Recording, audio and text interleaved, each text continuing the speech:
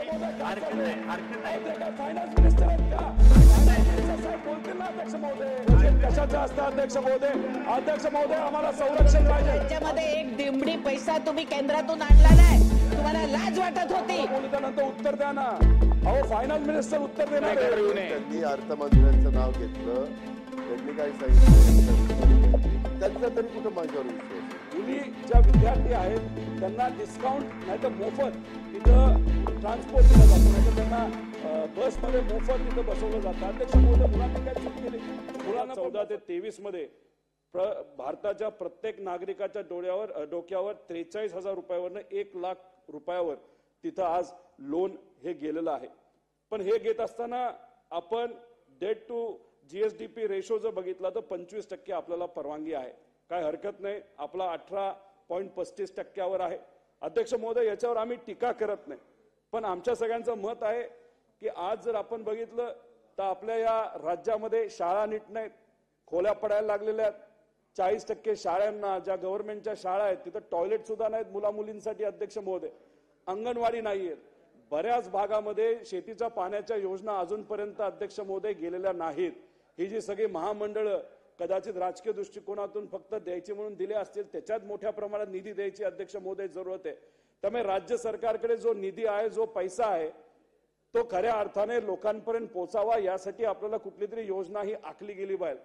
अध्यक्ष महोदय पण आपण जर इथं बघितलं तर 30 कोटी रुपये मंत्र्यांच्या बंगल्यासाठी खर्च केले जाणार आहेत. अहो 4-5 महिन्यापूर्वी ऑलरेडी 30 कोटी रुपये हा खर्च झालाय. अध्यक्ष महोदय त्या बंगल्यामध्ये खरंच मंत्री राहतात का? खरं तर मंत्री आज आपण बघितलं तर अख्ख्या राज्याचे ते मंत्री असतात, पण आजचे मंत्री फक्त त्यांच्या मतदारसंघापुरते मंत्री झालेत असं झाले. अध्यक्ष महोदय बहुतांश वेळ ते फक्त मतदारसंघात असतात. आपण राज्याचा निर्णय जर तुम्हाला घ्यायचा असेल तर तुम्हाला मुंबईत राहणं, मंत्रालयात राहणं आणि लोकांच्या हिताचे निर्णय घेणं महत्वाचं आहे. आणि हे घेत असताना तुम्ही खर्च बंगल्यावर 30 कोटी रुपये करता, म्हणजे 30 आणि 30 60 कोटी. अध्यक्ष महोदय मंत्र्याच्या बंगल्याच्या चहा पाण्यावर 5 कोटी हा खर्च तिथं केला जातो मोदी साहेबांच्या सभेसाठी. अध्यक्ष महोदय अहो आम्हाला बोलू त्यानंतर उत्तर द्या ना. अहो फायनान्स मिनिस्टर उत्तर देणार. चुकीचं रेकॉर्डर येऊ नये, चुकीचं नाही. आम्ही आजपर्यंत सगळ्यांची भाषणं ऐकली, आम्ही कधी उठलो नाहीये. प्लीज 30 कोटी रुपये कोणत्या मंत्र्याच्या बंगल्यावर खर्च केले त्याचं नाव सांगाय का? त्याचं असं चुकीचे आरोप नका करा ना. कोणत्या बंगल्याच्या खर्च केलं 30 कोटी? चुकीचं नका सांगा. बंगल्यांवर आम्ही म्हणत आहोत. अहो रिनोव्हेशनला सगळ्या बंगल्यांना एकत्रित केलं तर 30 कोटी खर्च केला. आम्ही कुठं म्हणतो एकाला 30 कोटीचा बंगला बांधलाय. अध्यक्ष महोदय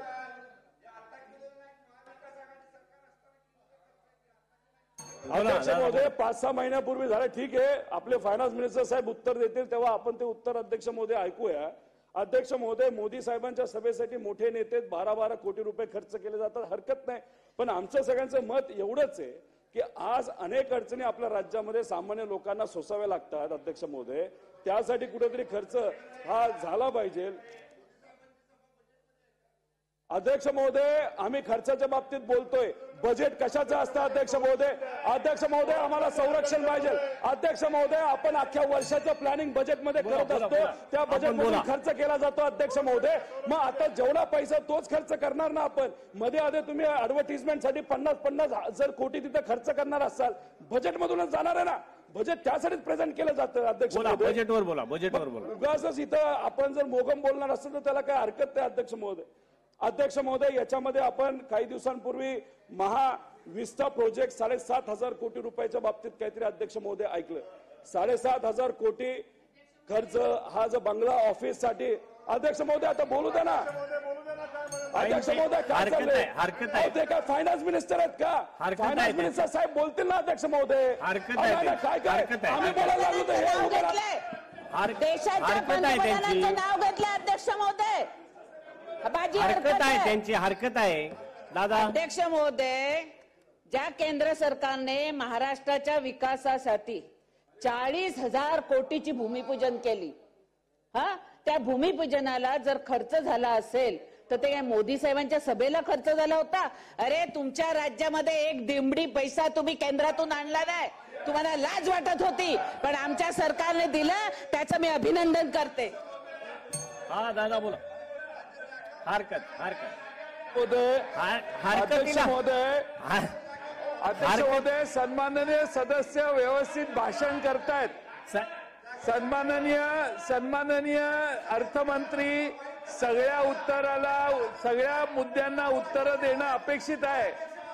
त्या उत्तराची वाट न बघता प्रत्येक आमदार उभा राहून उत्तर द्यायचा प्रयत्न करतो. याचा अर्थ त्यांचा अर्थमंत्र्यांवर विश्वास कमी आहे, म्हणून हे डायरेक्ट उत्तर द्यायचा उद्योग चालू आहे. त्यामुळे अशा कोणालाही मध्ये बोलायला थांबू आपण. रोहित दादा साहेब, आता आपण पुढे येऊन बसा. अध्यक्ष महोदय, साहेब आपण पुढे येऊन बसा मग आता. अध्यक्ष महोदय, अरे थांबवा ना आता. अध्यक्ष बोला ना, आपण बोला. अध्यक्ष महोदय, आपण बोला. अध्यक्ष महोदय, त्यांनी अर्थमंत्र्यांचं नाव घेतलं. त्यांनी काय सांगितलं, ह्यांचा विश्वास नाही. त्यांचा तरी कुठं माझ्यावर विश्वास आहे? अध्यक्ष महोदय, म्हणजे खरं तर मगाशी आमदार महोदयांनी इथं सांगितलं की भूमिपूजनाच्या बाबतीत तसं बघितलं तर छत्रपती शिवाजी महाराजांचं स्मारक सुद्धा समुद्रामध्ये होणार होतं. त्याचं भूमिपूजनासाठी सुद्धा मोठ्या प्रमाणात खर्च केला होता. त्याचं काय झालं हे आपल्याला बघावं लागेल. अध्यक्ष महोदय, फक्त वाईट आणि हरकत या गोष्टीवर आहे. अध्यक्ष बोलताना तुमचं राज्य म्हणजे तुमचं आमचं राज्य काय, आता तुम्ही राजकारणाला आणि पार्टीला जसं डिवाइड केलं तसं राज्याला पण डिवाइड करताय काय? आपलं एकच राज्य आहे. अध्यक्ष महोदय, आता येतो मुद्द्यावर येतो. अध्यक्ष महोदय, आपल्या या बजेटमध्ये 1 लाख कोटीची तूट आहे. त्यामुळे या बाबतीत सुद्धा सरकारने कुठं ना कुठेतरी अध्यक्ष महोदय तिथं विचार करण्याची जरूरत आहे. अध्यक्ष महोदय, मगाशी मी कॅपिटल एक्सपेंडिचर मध्ये बोललो.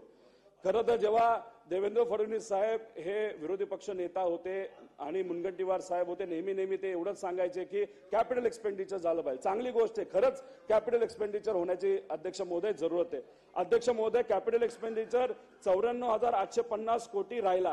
आता ह्याच्यामध्ये कुठेतरी 2-3 हजार कोटीची वाढ व्हायला पाहिजे, पण दुर्दैवाने 2800 कोटी याच्यामध्ये कमी होणार आहे. कॅपिटल एक्सपेंडिचर कशाला वापरला तो अध्यक्ष महोदय? रोड डेव्हलपमेंट, शाळा वगैरे जिथं आपण वस्तू आपल्याला बघता येतात.